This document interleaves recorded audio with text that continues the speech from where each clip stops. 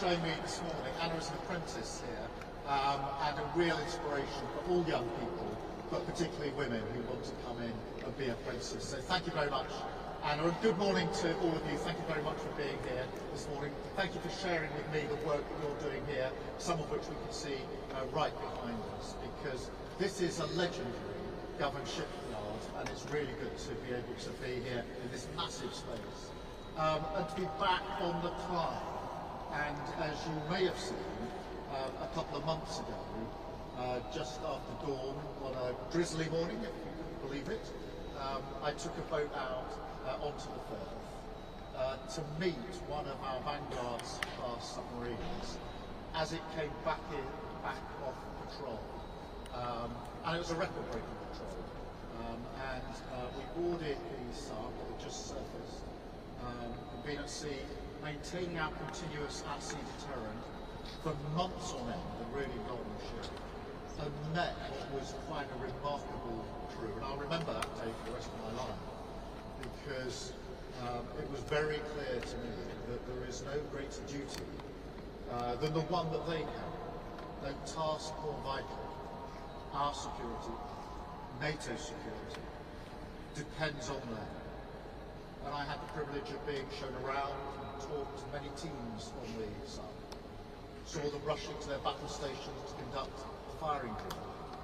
And wherever I went on the SARC, whichever team I was talking to, from the engineers, the cooks, the navigators, over and over again, there was a sort of unofficial motto that they told me, their motto: nothing works unless we all work together. And in this moment of danger and threat for our country, that is the spirit that we need. The strategic defence review that I'm launching today will bring that unity of purpose to the whole of the United Kingdom, to mobilise the nation in a common cause, recognising in these dangerous times that when it comes to defence of the realm and the defence of everything that we hold dear, nothing works unless we all work together. From every man and woman serving in uniform, to the workers building the next generation of subs in Barrow, and the brilliant workers and apprentices right here in government, building the new Type 26 frigates, like the two that you can see being built right behind me. To our tech experts, our scientists, our engineers, who are pioneering battlefield innovations and cyber defences. Every part of society, every citizen of this country has a role to play. Because we have to recognise that things have changed. In the world of today, the front line, if you like, is here. The threat we now face is more serious, more immediate, and more unpredictable than at any time since the Cold War. We face war in Europe, new nuclear risks, daily cyber attacks, growing Russian aggression in our waters, menacing our skies, their reckless actions driving up the cost of living here at home, creating economic pain and hitting working people the hardest. A new era in the threats that we face demands a new era for defence and security, not just to survive in this new world, but to lead. We will never gamble with our national security. Instead, we will act in the national interest. And that's why I place national security at the heart of our plan for change. That's why I launched this strategic defence review within days of becoming Prime Minister. And now it has delivered. And I want to thank the reviewers, especially Lord Robertson, who is with us today. Thank you so much for your work and the work of the other reviewers. What you've delivered is a blueprint to make Britain safer and stronger. A battle-ready, armour-clad nation with the strongest alliances and the most advanced capabilities, equipped for the decades to come. And we have already acted, announcing the largest sustained increase in defence spending since the end of the Cold War, raising it to 2.5% of GDP by 2027.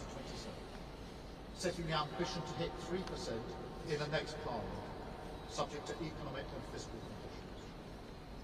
And today, following through on this review, I want to set out 3 fundamental changes that we're going to deliver. First, we are moving to warfighting readiness as the central purpose of our armed forces. When we are being directly threatened by states with advanced military forces, the most effective way to deter them is to be ready. And frankly, to show them that we're ready, to deliver peace through strength. Now, Britain has the finest servicemen and women in the world. We're showing them the respect that they deserve by delivering the biggest armed forces pay rise in 20 years, and by pledging today that we will end the hollowing out of our armed forces.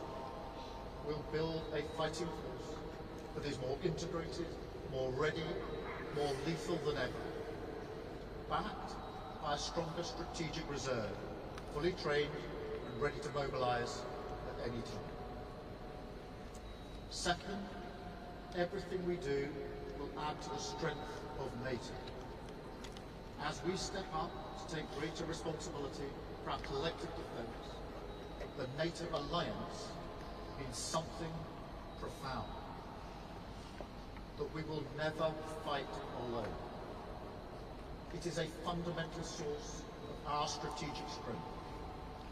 That's why our defence policy will always be NATO first, something that's written through this review. The transformation we are driving in our defence must add up to Britain's biggest contribution to NATO since its creation, so that when we're building new capabilities at home, we are making our allies safer too, strengthening Europe and strengthening our bridge to the US as Britain's first partner in defence.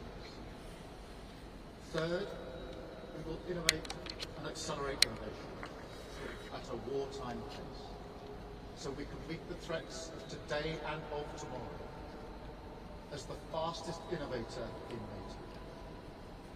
Now, this doesn't mean replacing people or hardware. Quite the opposite. It means learning the lessons of Ukraine, which I've discussed many times with President Zelensky, to ensure that every capability we have works seamlessly together. Drones, destroyers, AI, aircraft, each different branch of our armed services fully integrated to create an army which is 10 times more lethal by 2035. And in delivering all of this, we are more ambitious than ever for the change it can bring. To deliver not just security for our country, but renewal too. After the Cold War, many nations cut defence spending, freeing up public funds, creating what was called a peace gift, which people felt in their public services and in the quality of their lives. Faced with new circumstances today, we must deliver for working people again, to seize now a defence dividend for the British people, using this moment to drive jobs and investment throughout the country, like here in Dublin, providing local opportunities, skilled work, community pride, ensuring that everyone across the United Kingdom has a role to play in this effort. Yes, but also that everyone has a stake in its success. I want to spell this out very simply. To achieve this, we're going to build, we're going to use this investment and this once-in-a-generation reform to drive renewal up and down the nation, creating new jobs, creating skills and opportunity, driving huge growth in industrial capacity. Let me give just one or two examples. I can announce today that we're going to build at least 6 new munitions factories in the United Kingdom, generating over 1,000 jobs. We will build thousands of new long-range weapons in the United Kingdom to boost European deterrence, supporting around 800 million. We will defend our homeland by investing in our air and missile defence to better protect these islands. We will create a hybrid Royal Navy, blending drones with warships, submarines and aircraft to patrol the North Atlantic and beyond, supporting thousands of brilliant shipbuilding jobs, including right here in government. Under our AUKUS alliance with the US and Australia, we will now deliver up to 12 attack submarines, protecting Britain's waters, scaling up the industrial base in Barrow and all along the supply chain to deliver a new sub every 18 months, again creating thousands of jobs. We will also invest in world-leading drone capabilities and battlefield technology, and better kit for our warriors abroad, and better housing for them and their families at home. Finally, I can confirm today that we are investing £15 billion in our sovereign warhead programme to secure our deterrent for decades to come, creating 9,000 jobs and thousands more in supply chains across the country, part of the historic renewal of our nuclear deterrent as the ultimate guarantor of our safety and our security. The moment has arrived to transform how we defend ourselves and to renew our nation, an investment in British pride and the British people, a defence dividend that will be felt in the pockets of working people, in the prosperity of the country, securing growth for generations to come, part of a new contract to unite the kingdom, a new spirit of service flowing from every part of society, from the supply lines to the front lines, everyone benefiting, everyone playing their role, doing their duty to the nation and to each other, to preserve our way of life and the things that we hold dear. Because when it comes to security and renewal, nothing works unless we all work together. Thank you very much indeed. Thank you.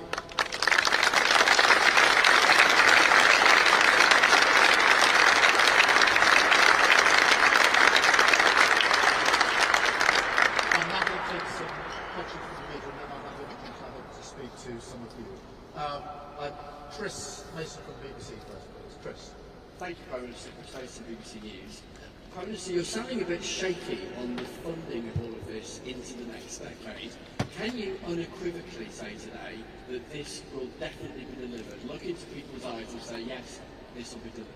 Yes, I can, and I'll tell you for why. Because when we set the terms of reference for this review, we set it on the premise that we will be spending 2.5% of GDP on our defence. Obviously, since then, what we've done is then put a date on that, 2027, 2028, the highest sustained increase in defence spending since the Cold War. A date I think that was earlier than some people thought it would be, but also set out that ambition to hit 3% in the next Parliament. So I'm 100% confident that this can be delivered because that was baked in from the very start of the review. It's one of the first conversations we've had with the reviewers, because what I wanted was to meet the new threats, the new instability, with a plan that matched our capability with the risk that we face as a nation. That was the purpose of the review. I'm very pleased and grateful to the reviewers that that's what's been delivered today. Thank you very much. Beth Ripley from Sky. Thank you, Beth Ripley, Sky News. Prime Minister Attlee was the Labour PM credited with creating the welfare state. You're the Labour PM that wants to create or be known for creating a warfare state, but you're not putting your money where your mouth is. NATO says members should commit 3.5% of GDP to defence spending by 2032, and you are not even committing 3% in the next Parliament, an ambition, but you are not committing it. To govern is to choose. What is your choice? Is it properly funding defence, or is it cutting, reversing winter fuel cuts, or is it lifting the two-child benefit cap? What's the choice? And if I may, on Gaza, I asked you a couple of weeks ago whether you thought you were doing enough. You said the situation was intolerable. The situation continues. Is there any concrete action you now think the UK needs to take? Great, thank you. But let's start with that, because he led a proud Labour government that was one of the founding members of NATO. And NATO, in the intervening 80 years, has been the most successful alliance in the world in terms of preserving peace. And so Attlee was at the very start of that. That's one of the proudest things in our Labour history. So I stand here in that tradition, conscious that my job is not to reflect on the 80 years that NATO has kept the peace, but to make sure that NATO also keeps the peace for decades to come. And that is my responsibility, just as it was Attlee's responsibility in the first place, to have a government that was far-sighted enough to create NATO in the first place. Our commitment to NATO is huge in terms of the contribution we already make. As you know, we commit our nuclear capability to NATO for all of our allies and other capability. And we will have at the heart of this review a NATO-first approach. Of course, there are discussions about what the contribution should be going into the NATO conference in 2 or 3 weeks' time. But that conference is much more about what sort of NATO will be capable of being as effective in the future as it's been in the last 80 years. And it's a vital conversation that we do need to have, and we're right at the heart of that. In relation to Gaza, look, the situation is intolerable in Gaza and getting worse by the day, which is why we are working with allies to be clear in saying it's intolerable, to be absolutely clear that there needs to be a ceasefire, be absolutely clear that humanitarian aid needs to get in at speed and at volumes that it is not getting in at the moment. It's causing absolute devastation, and of course to continue our work to secure the release of hostages who've been held for a very, very long time. We're working closely with allies on that. We'll continue to do so. Thank you very much, Beth. Can I go to Carl at ITV? Carl. Thank you very much, sir. The authors of this review say you've got to spend 3% of GDP on defence to be able to afford what's in it. Are you committed to spending what you need to deliver everything that's in this review, or is it just an ambition? No, we are committed to spending what we need to deliver this review. That's the basis on which the terms of reference were set, and that's the terms on which the review was published. And everything that can be done will be done within the spending envelope that we have. On the question of 2.5%, when we won the general election in 2024 last year, we said we'd do 2.5% within this Parliament.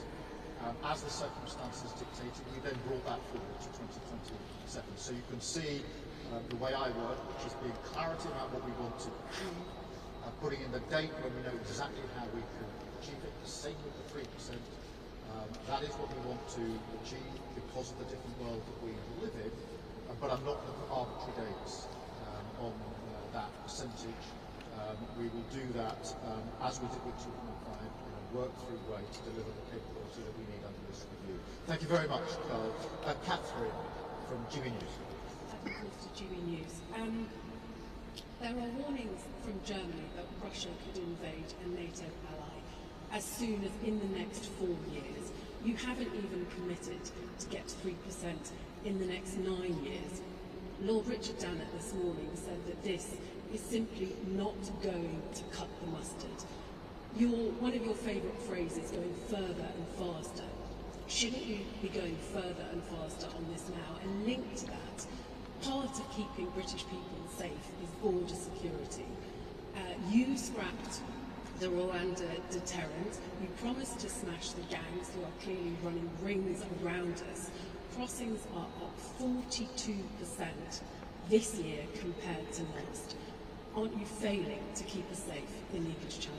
Well, let's start with the question of Ukraine, because I think it's fair to say that the UK has been a steadfast ally of Ukraine since the very beginning of this conflict and continues to play a central part. And I'm very proud of the support that we give to Ukraine, and very alert to the continued threat from Russia, whether that's continuing in Ukraine or the wider threats. And as I mentioned in my speech, don't forget that Russia is already menacing our skies and our waters, and cyber attacks. So this is a real threat that we are dealing with. I believe that the best way to deter conflict is to prepare for it, which is why we commissioned this report, this review, and why we will now act on this review. Going further and faster in what we're doing, which we have already done, we're pushing up defence spend to 2.5% by 2027. That wasn't in the manifesto of any of the parties going into the election, by the way. That is a commitment we've made since we've been in government, we will keep to. That is the mindset, but also a mindset change that this must produce the defence dividend in the jobs and the opportunities here in the United Kingdom as we spend more money. In relation to border security, I want to be really clear, nobody should be making that journey across the channel, and it's our duty to make sure that we ensure that they don't. We are working very closely with our counterparts in France and elsewhere to take further action in northern France. And of course we are giving enhanced powers to our own law enforcement through the Borders Bill, which is currently going through Parliament. The reason we stood down the Rwanda scheme is because it cost a fortune and only a handful of people went on a voluntary basis to Rwanda, and it didn't deter anybody. I'm not up for gimmicks. I'm up for the hard work of working with partners, enhancing the powers that law enforcement have in my determination to take down the gangs that are running this vile trade. Thank you so much. Adam from the IP. Adam. Thanks.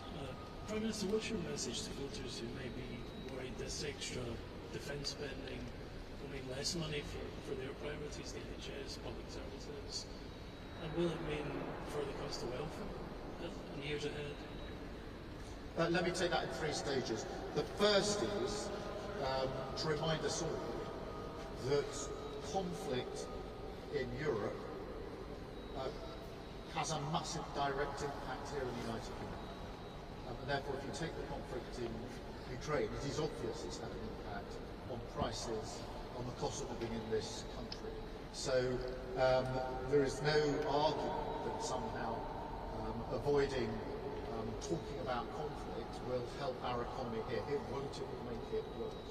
Secondly, it is really important that as we spend more on defence, as we must in this new era, there is the defence dividend back here in jobs, secure jobs here, across Scotland, 25,000 jobs across Scotland, over 400,000 jobs across the whole of the United Kingdom in defence and security. These are good, well-paid jobs. And of course the supply chains that feed into those jobs. And I am reminded, as you put the sort of choices to me, the first duty of the Prime Minister is to keep our country safe. And that is a duty that I take extremely seriously.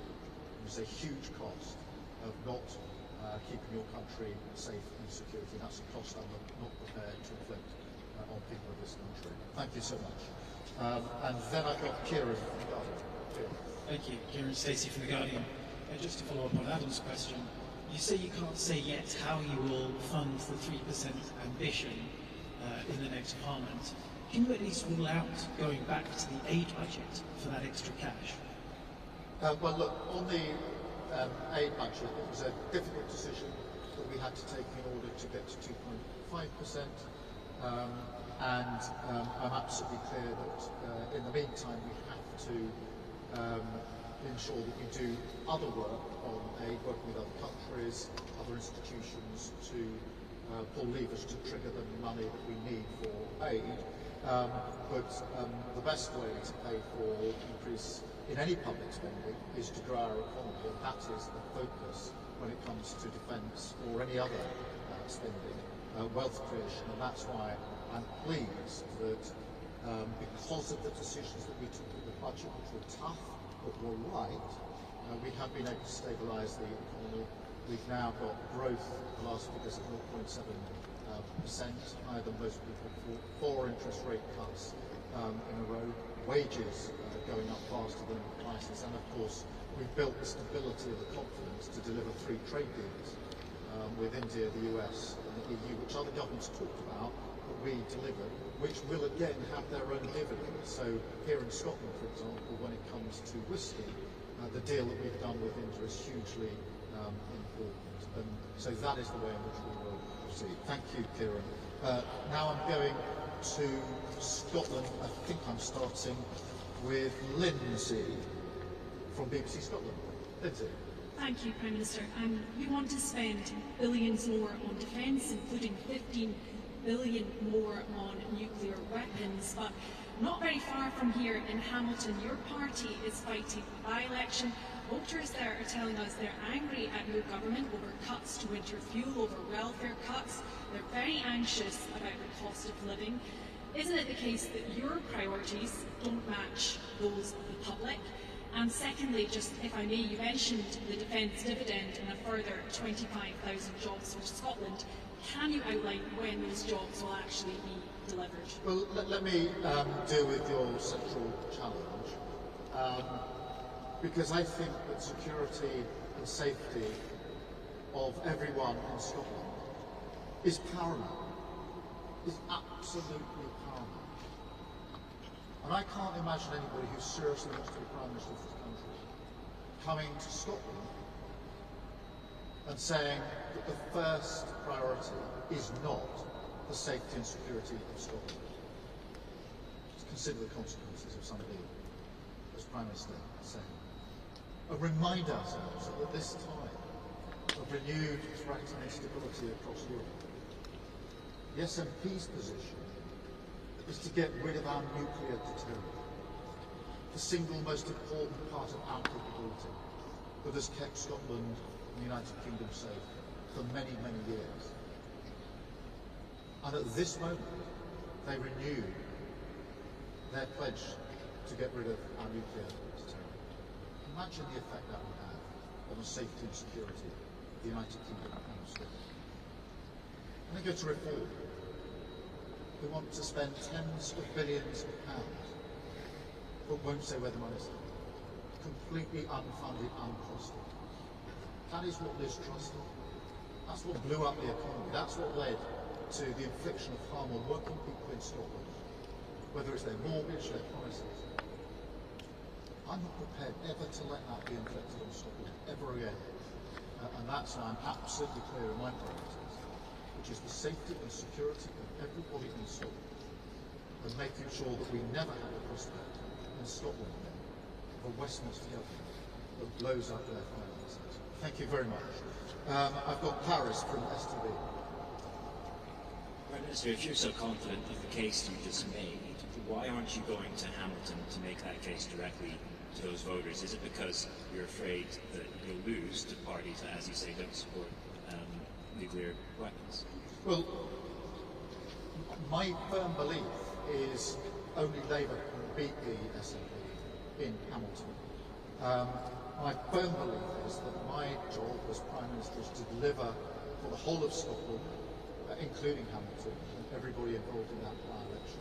And that is what we've been doing every day of this Labour government. Whether it's the biggest settlement for Scotland under the budget since devolution, a huge settlement, whether it's the increase in wages in Scotland, or the delivery of more jobs in defence and security. And I'm sorry I didn't do the second half of the question, so I'll try and tie it together, because Scotland has a proud tradition and incredible skilled workforce when it comes to jobs in security and defence.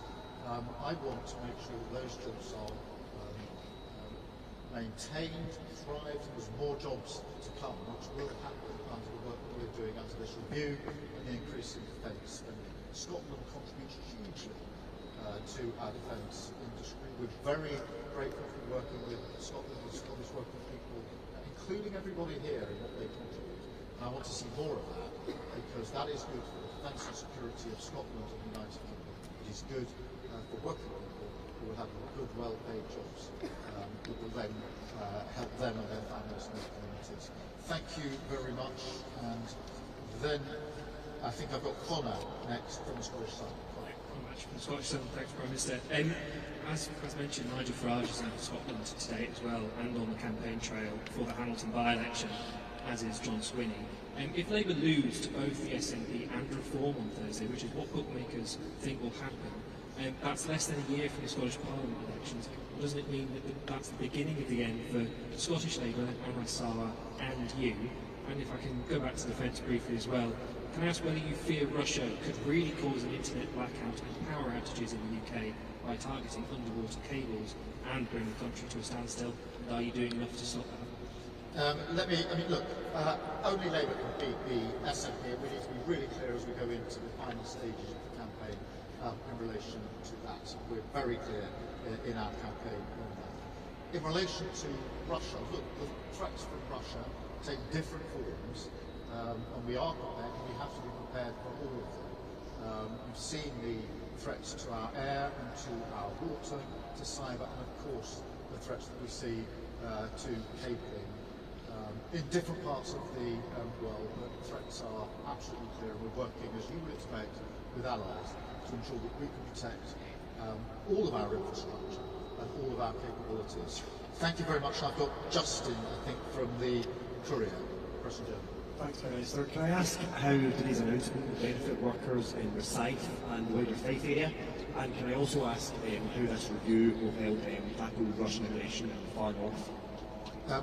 In terms of the jobs, obviously there is the capability we're currently engaged on. Now that will ramp up with the increase in spending and the recommendations of the review that we will take further. I want that to be, and I'm determined that it will be, measured in good, well-paid jobs in Fife and across Scotland, actually, because never forget the supply chains that are feeding in to the major defence and security sectors, which are vitally important. In relation to, was it Russian aggression, the second part? Look, we need to be clear when we say we're entering a new era. The level of threat and instability is of a different order than all of us have experienced for quite some time now. And that is why I asked for this review to be done, which is I need an assessment of the threats that we face as they are now and as we think they're going to be over the next 5 or 10 years, and our current capability to ensure that our capability meets the threats that we face. And that's what I'm very pleased that this review has delivered today. Our job now is to take that on and to deliver it alongside our long-standing commitment to our NATO allies. Thank you all very much indeed. Thank you all for listening to me. Thank you for giving up your time. But most importantly, thank you for the work that we were doing here, because as I've said to many, including those on the subs, on the frigates, etc., they can't do what they do if it wasn't for what you're doing here. All the skill that you put in here, which is incredible professionalism, is vital, because they need to know that they've got the best kit, best equipment, and they need to know, as you know, that you're standing behind them on the front line. So thank you from me for that. Thank you because they would like me to say thank you for all those on the front line who know that you're standing with them. It means a huge amount to them. And I've seen for myself just how important it is. This is high-skilled, really important professional work, but it is also the defence and security of our people. And I just want to say thank you to all of you for the part that you play in that. I'm very proud of what you do, and I think you should be proud of what you do too. Thank you very much. Thank you.